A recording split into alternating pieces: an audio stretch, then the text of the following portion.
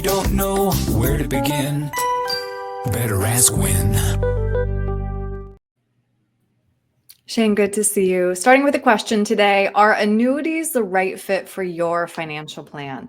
Annuity sales set new records in 2024. In the first 9 months of the year, we saw a 23% increase to $331.2 billion.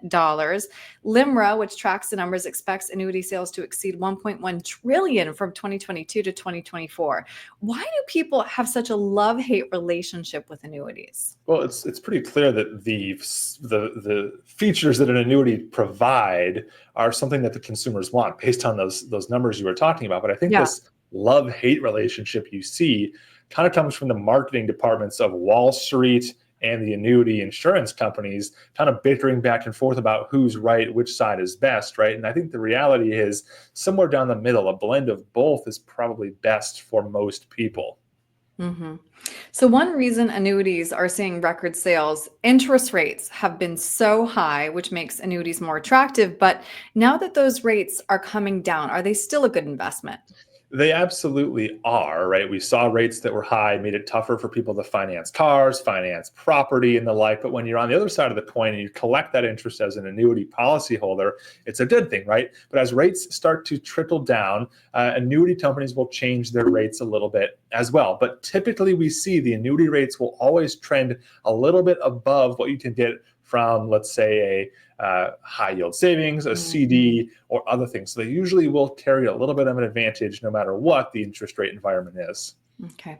So can you walk me through then the different types of annuities, please?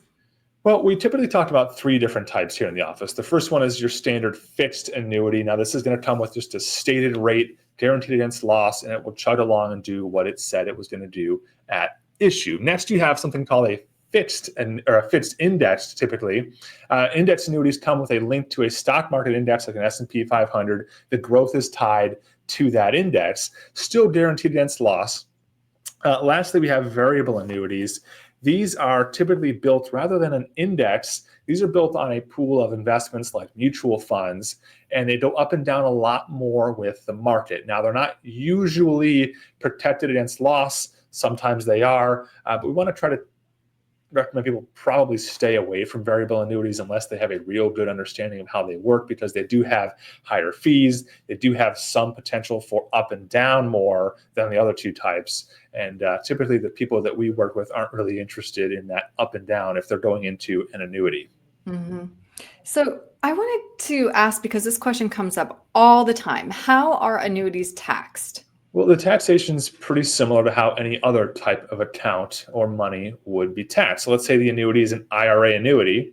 The money that comes out will be taxed just at ordinary income rates, as if you took the money from your IRA at an investment company or your 401k from work and the like. It follows the same tax rules. Now, if it was a Roth, distributions would be tax-free until you reach the cost basis or the amount of money that you put in. Same thing again for a non-qualified or like a cash type account.